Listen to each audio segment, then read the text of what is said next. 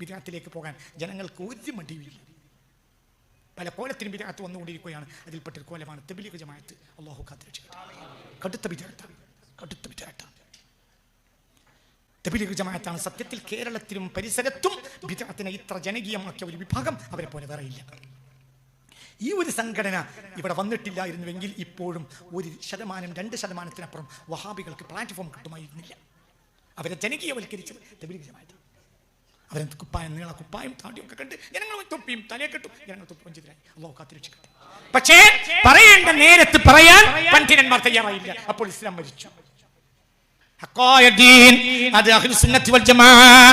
അത് നഷ്ടപ്പെട്ടാൽ ദീൻ നശിച്ചു. എന്തുകൊണ്ട്? അങ്ങോട്ട് ഇങ്ങോട്ട് ഒന്നും നോക്കണ്ട. സതഫ്തരിഖു ഉമ്മത്തി അലാ 73 മില്ല കുല്ലുഹും ഫിന്നാർ ഇല്ലാ മില്ലത വാഹിദ. 1926 ജൂൺ 26 സമസ്ത ഉദ്ഘാടനം ചെയ്തപ്പോൾ വരക്കൽ മുല്ലക്കോയത്തങ്ങളും പാങ്ങക്കാരനും ഓതിയ ഹദീസാണ്.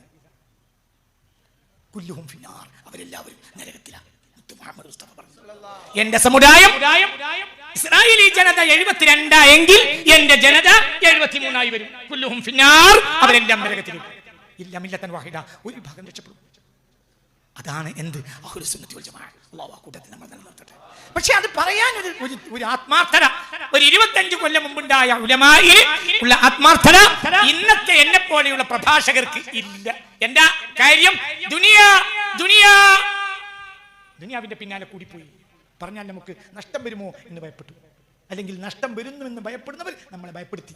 അല്ലാഹു നമ്മളെ കാത്തുരക്ഷിക്കട്ടെ. രണ്ടാമത്തെ കാര്യം നിരീശ്വരവാദം. ഒഴുക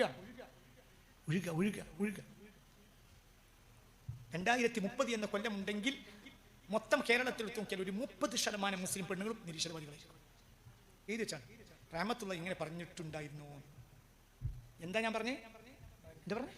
2030 എന്ന വർഷമുണ്ടെങ്കിൽ മൊത്തം കേരളത്തിൽ ഒരു 30% പെണ്ണുങ്ങളെങ്കിലും നിരീശ്വരവാദികളായിരിക്കും. അത് 60% വരെ വരാനും സാധ്യതയുണ്ട്.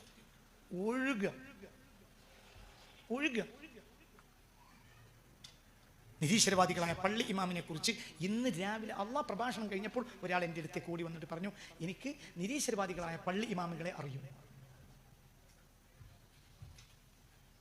എന്താ ഞാൻ പറഞ്ഞേ? അല്ലാഹു സാക്ഷിയാണ്, ഞാൻ ആർക്കും വേണ്ടി പറയല്ല, ഞാൻ സാക്ഷിയാണ്. നിങ്ങൾ മനസ്സിലാക്കണം.